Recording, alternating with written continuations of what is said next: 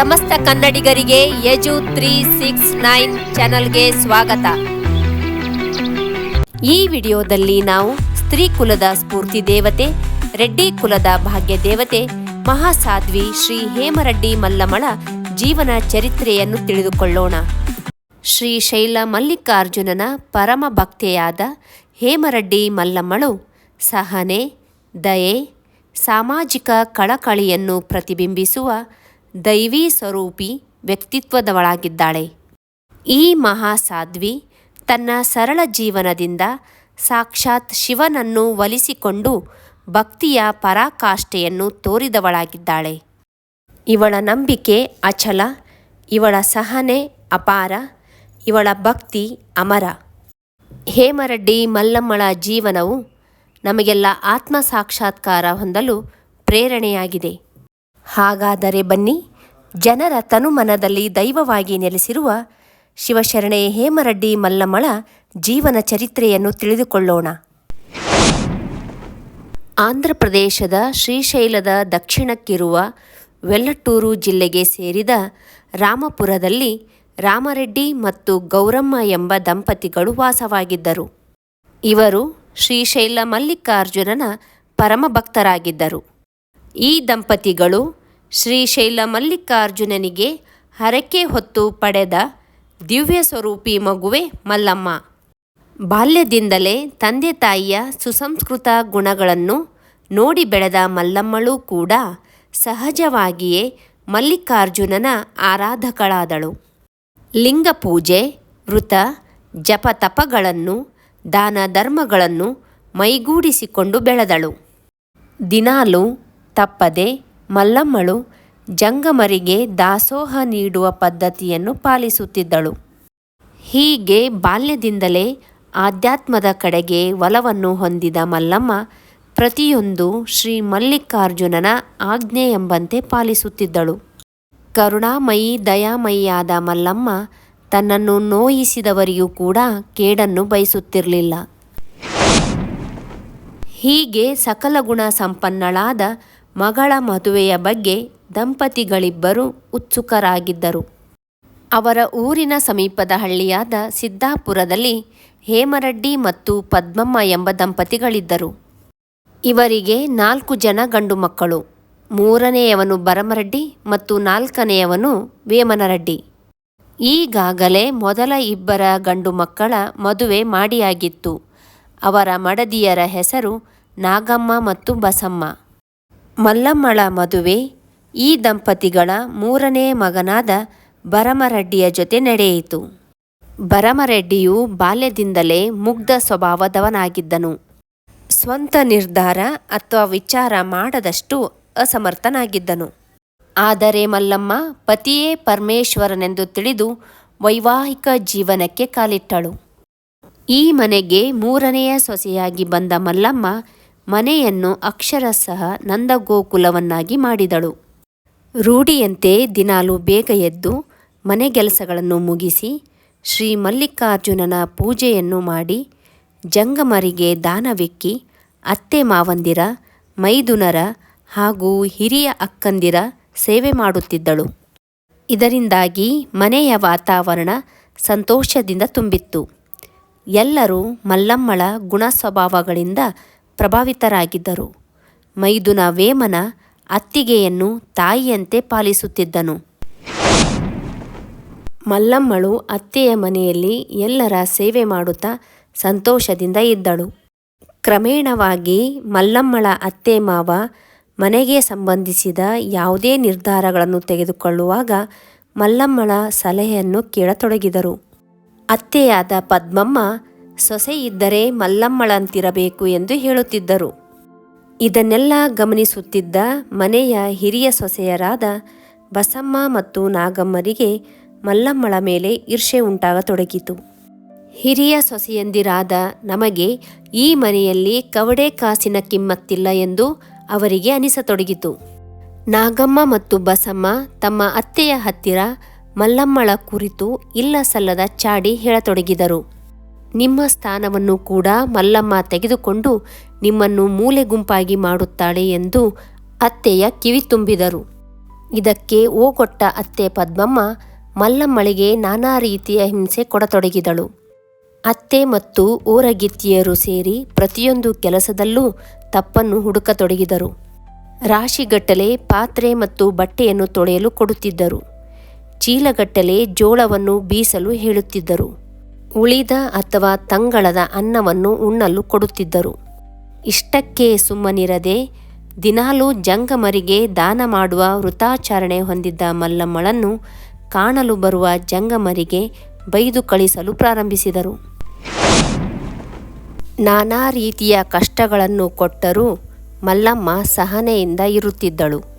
ಹೀಗಿರುವಾಗ ಒಂದು ದಿನ ಮಲ್ಲಮ್ಮಳ ಅತ್ತೆ ಒಂದು ಬುಟ್ಟಿಯಲ್ಲಿ ಜೋಳವನ್ನು ತುಂಬಿ ಹೊಲದಲ್ಲಿ ಬಿತ್ತಲು ಕಳುಹಿಸಿದರು.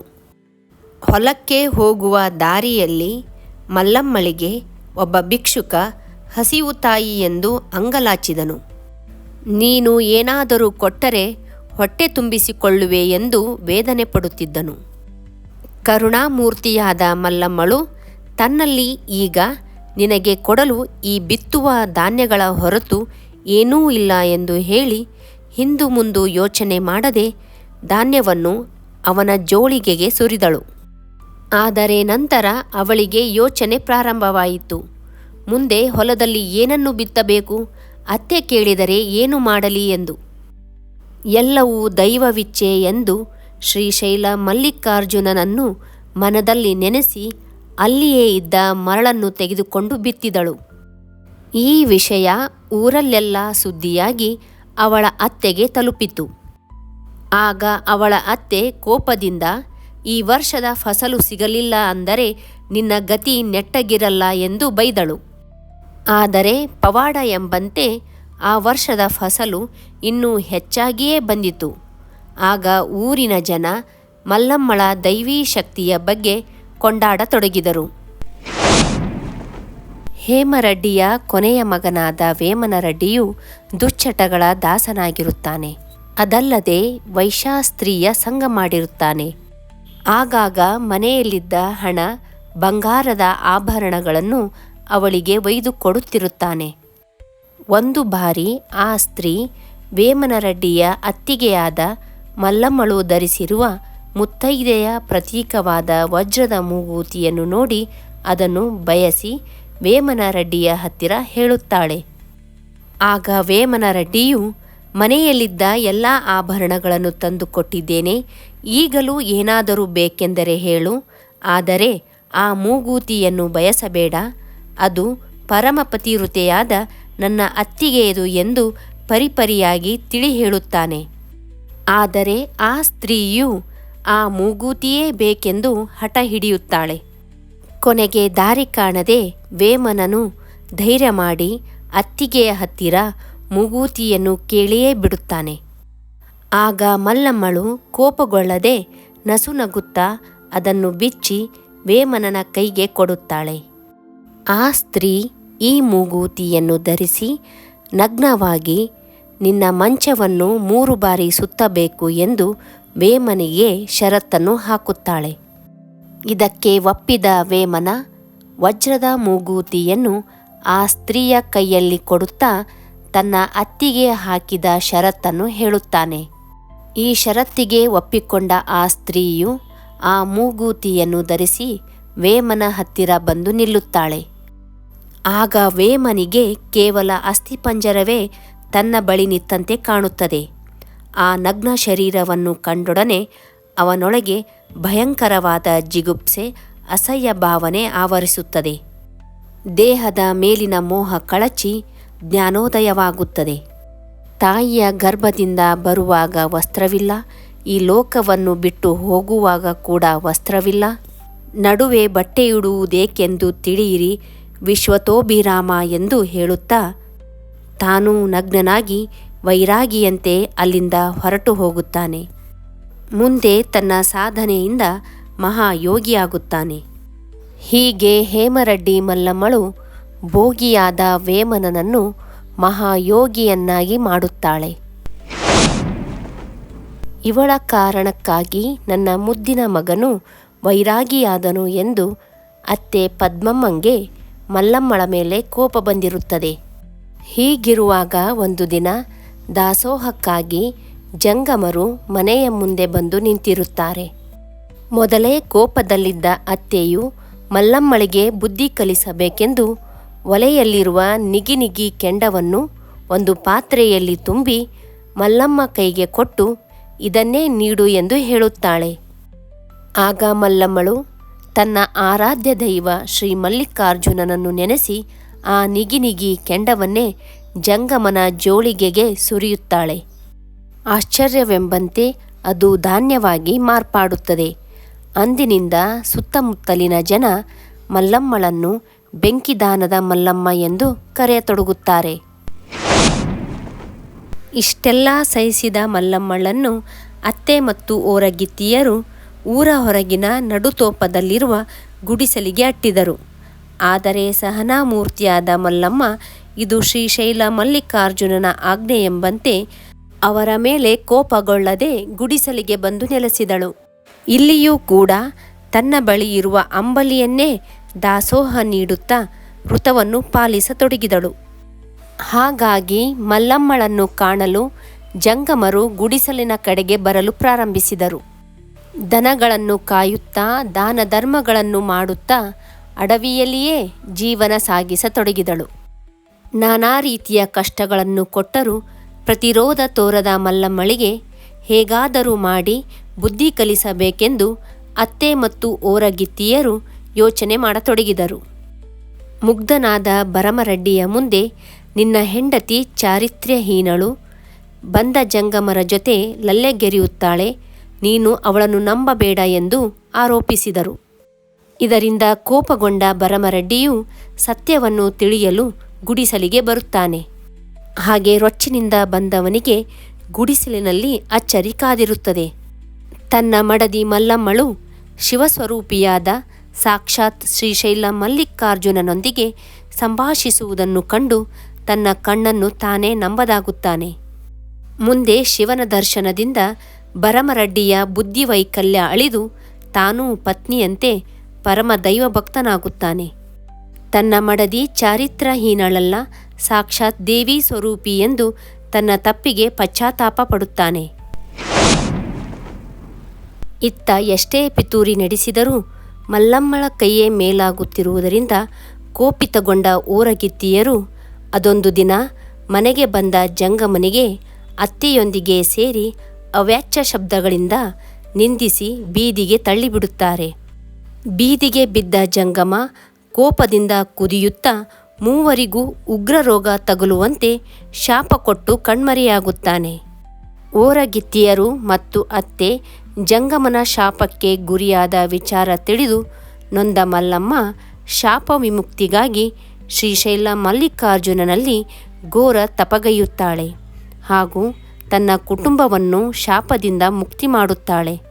ಅತ್ತೆ ಮತ್ತು ಓರಗಿತ್ತಿಯರು ತಮ್ಮ ತಪ್ಪಿನ ಅರಿವಾಗಿ ಮಲ್ಲಮ್ಮಳಲ್ಲಿ ಕ್ಷಮೆ ಕೋರುತ್ತಾರೆ. ಅಲ್ಲಿಂದ ಮಲ್ಲಮ್ಮ ಮನೆಯಲ್ಲಿ ಮಾತ್ರವಲ್ಲದೆ ಊರು, ಕೇರಿ ಹಾಗೂ ನೆರೆ ಗ್ರಾಮಗಳಲ್ಲೂ ತನ್ನ ಪವಾಡ ಮತ್ತು ಶಿವಭಕ್ತಿಯಿಂದ ಲೋಕಮಾನ್ಯಳಾಗುತ್ತಾಳೆ. ಹೀಗೆ ತನ್ನ ಜೀವನದ ತುಂಬ ಸಹನೆ, ದಯೆ, ಕರುಣೆಯನ್ನು ತುಂಬಿಕೊಂಡು ತನಗೆ ಕೇಡು ಬಯಸಿದವರಿಗೆ ಒಳಿತನ್ನು ಬಯಸಿ ಹೇಮರೆಡ್ಡಿ ಮಲ್ಲಮ್ಮಳು ಇಹಲೋಕ ಯಾತ್ರೆ ಮುಗಿಸುವಾಗ ಶಿವನು ಪ್ರತ್ಯಕ್ಷನಾಗಿ ವರವೇನು ಬೇಕು ಎಂದು ಕೇಳಿದಾಗ ಮಲ್ಲಮ್ಮಳು ತನ್ನ ಕುಲಕ್ಕೆಂದು ಬಡತನ ಬಾರದಿರಲಿ, ಅವರಿಗೆಂದು ಉಣ್ಣಲು, ಉಡಲು, ತೊಡಲು ಹಾಗೂ ದಾನ ಧರ್ಮ ಮಾಡಲು ಕೊರತೆಯಾಗದಿರಲಿ, ತನ್ನ ರೆಡ್ಡಿಯ ಕುಲ ಯಾವಾಗಲೂ ಬಂಗಾರದ ಕಡ್ಡಿಯೇ ಆಗಿರಲಿ ಎಂದು ವರವನ್ನು ಬೇಡುತ್ತಾಳೆ. ಶಿವನು ತಥಾಸ್ತು ಎಂದು ಕಣ್ಮರೆಯಾಗುತ್ತಾನೆ. ಹೀಗೆ ಸಿರಿತನವನ್ನು ಬೇಡುವುದರ ಜೊತೆಗೆ ತನ್ನ ಕುಲ ಬಳಗಕ್ಕೆ ಸಂಪತ್ತು ಬಂದಾಗ ಸೊಕ್ಕು ತೋರಿಸಬೇಡಿ, ಸಿರಿ ಬಂದ ಕಾಲಕ್ಕೆ ಮೈ ಮರೆಯದೆ ಸತ್ಕರ್ಮಗಳನ್ನು, ದಾನ ಧರ್ಮಗಳನ್ನು ಮಾಡುವ ಗುಣಗಳನ್ನು ಬೆಳೆಸಿಕೊಳ್ಳಿ ಎಂದು ಬುದ್ಧಿವಾದ ಹೇಳುತ್ತಾಳೆ. ಇವತ್ತಿಗೂ ಹೇಮರೆಡ್ಡಿ ಮಲ್ಲಮ್ಮ ಎಂದ ತಕ್ಷಣ ಪರಮಭಕ್ತಿ ಹಾಗೂ ಸಾಧ್ವಿತನ ಕಣ್ಣಿಗೆ ಕಟ್ಟುತ್ತದೆ. ಹುಟ್ಟಿದರೆ ಮಲ್ಲಮ್ಮನಂತಹ ಮಗಳು ಹುಟ್ಟಬೇಕು, ಸಿಕ್ಕರೆ ಮಲ್ಲಮ್ಮನಂತಹ ಸೊಸೆ ಸಿಗಬೇಕು, ಮಲ್ಲಮ್ಮನಂತಹ ಮಹಾಸತಿ ಪತ್ನಿಯಾಗಿ ದೊರೆಯಬೇಕು ಎಂದು ಉದಾಹರಿಸುತ್ತಾ ಆದರ್ಶ ಬದುಕನ್ನು ಕಲ್ಪಿಸಿಕೊಳ್ಳುವ ಪರಿಪಾಠವಿದೆ. ಜನರ ತನುಮನದಲ್ಲಿ ದೈವವಾಗಿ ಸ್ಫೂರ್ತಿಯಾಗಿ ಮಾದರಿ ಮಹಿಳೆಯಾಗಿ ನೆಲೆಸಿರುವ ಮಹಾಸಾಧ್ವಿ ಶಿವಶರಣೆ ಹೇಮರಡ್ಡಿ ಮಲ್ಲಮ್ಮಳಿಗೆ ಕೋಟಿ ನಮನಗಳನ್ನು ಸಲ್ಲಿಸುತ್ತಾ ಈ ವಿಡಿಯೋ ಇಲ್ಲಿಗೆ ಮುಗಿಸುತ್ತೇನೆ. ಜೈ ಹಿಂದ್, ಜೈ ಕರ್ನಾಟಕ.